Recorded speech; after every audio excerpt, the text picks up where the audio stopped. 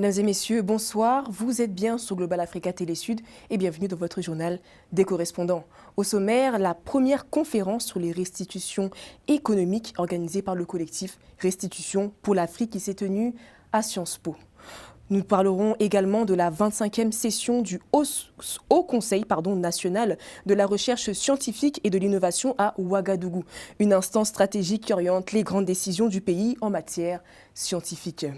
Et on ouvre ce journal avec la première conférence sur les restitutions économiques. L'objectif était de s'attaquer à la corruption, mais plus particulièrement aux biens mal acquis inversés. Je vous propose d'écouter quelques micros tendus de cet événement. Bonjour, je pense que c'était très important pour nous d'organiser cette conférence aujourd'hui. L'idée, c'est d'avoir cette grande conférence à Paris, une grande première pour une longue série de conférences prévues dans le cadre du collectif Restitution Afrique.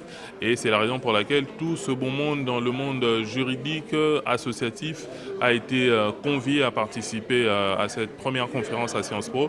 Et c'est dans l'idée de parler des concepts importants comme les biens mal acquis inversés, de la transparence, de la restitution, parce que l'idée c'est de voir dans quelle mesure les démarches que nous avons commencé à initier dans le cadre de notre collectif peuvent aboutir à la restitution, à plus de transparence et à plus de bénéfices pour les peuples africains qui sont lésés. On a beaucoup parlé du concept de bien mal acquis inversé. L'idée ici c'est ne pas que s'attaquer aux corrompus, il y a des corrupteurs aussi qui bénéficient des fruits de la corruption et des bénéfices de la corruption, c'est de voir comment est-ce que ces fruits de la corruption doivent être considérés aussi comme des biens mal acquis.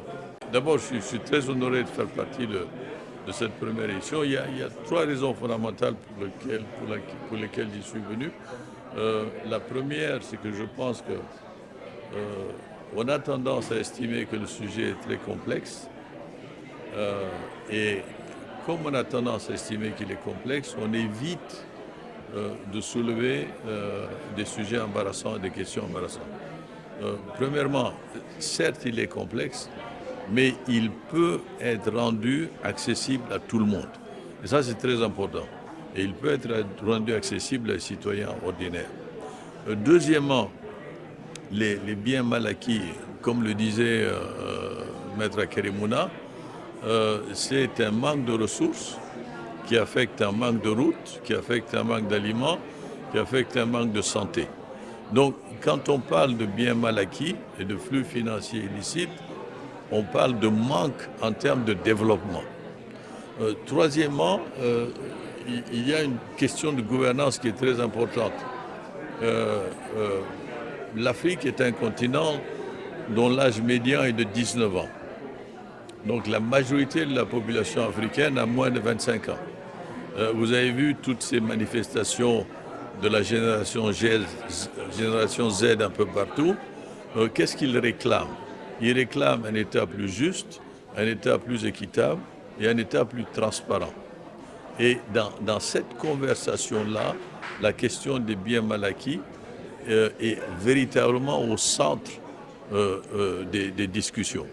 Donc pour ces trois raisons-là, je pense qu'il est important, il était important pour moi de participer à cette édition et il est important de le voir d'une manière systématique et régulière afin que le citoyen ordinaire, entre guillemets, soit le mieux informé possible et qu'il puisse créer une capacité pour influencer les modes de fonctionnement des gouvernants et des gouvernements. Je pense que cette première édition est très importante dans le sens que ça pose un problème dans l'histoire du recouvrement des avoirs ou bien des biens mal acquis.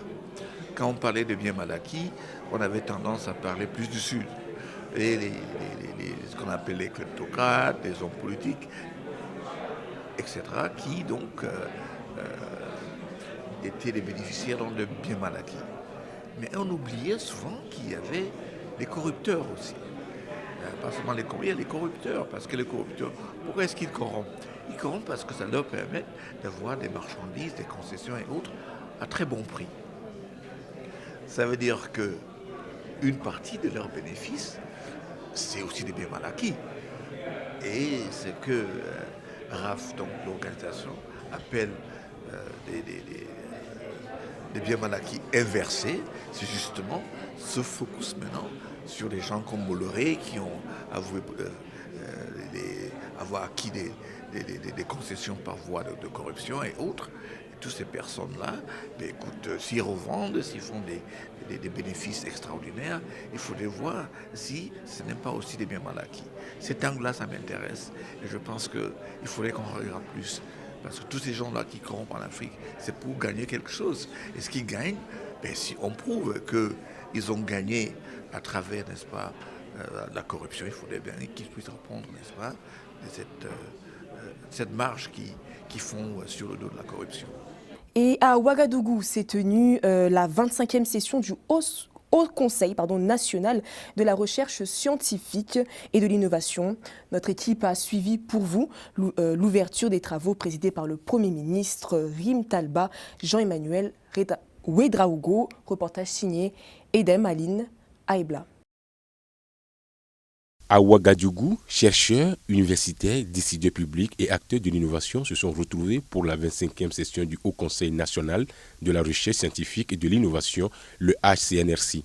Une session présentée comme un tournant stratégique pour le Burkina Faso. Chers camarades, la recherche scientifique et l'innovation constituent les leviers indispensables des catalyseurs de transformation profonde auxquels les nations les plus avancées doivent leur saut qualitatif. Elles sont les fondements même de toute ambition souveraine. Je voudrais à ce titre saluer la vision stratégique du camarade capitaine Ibrahim Traoré, président du Faso, chef de l'État, qui a élevé la recherche scientifique au rang de priorité nationale. Placé sous le thème « Refondation stratégique de la recherche pour des résultats impactants au service du développement socio-économique », cette session intervient dans un moment où le pays affirme davantage sa souveraineté. Pour les organisateurs, il s'agit de repenser la recherche pour qu'elle contribue directement aux priorités nationales, notamment sécurité alimentaire, énergie, santé, technologie, valorisation des ressources locales. Il est tout aussi essentiel que les thématiques de recherche reposent sur des objectifs de développement clairement définis, tirés des préoccupations réelles et urgentes qu'elles émanent des acteurs publics ou privés. C'est dans ce sens que la recherche pourra répondre efficacement aux enjeux du progrès et du bien-être collectif. Chers camarades, notre pays dispose de ressources humaines qualifiées, compétentes et engagées.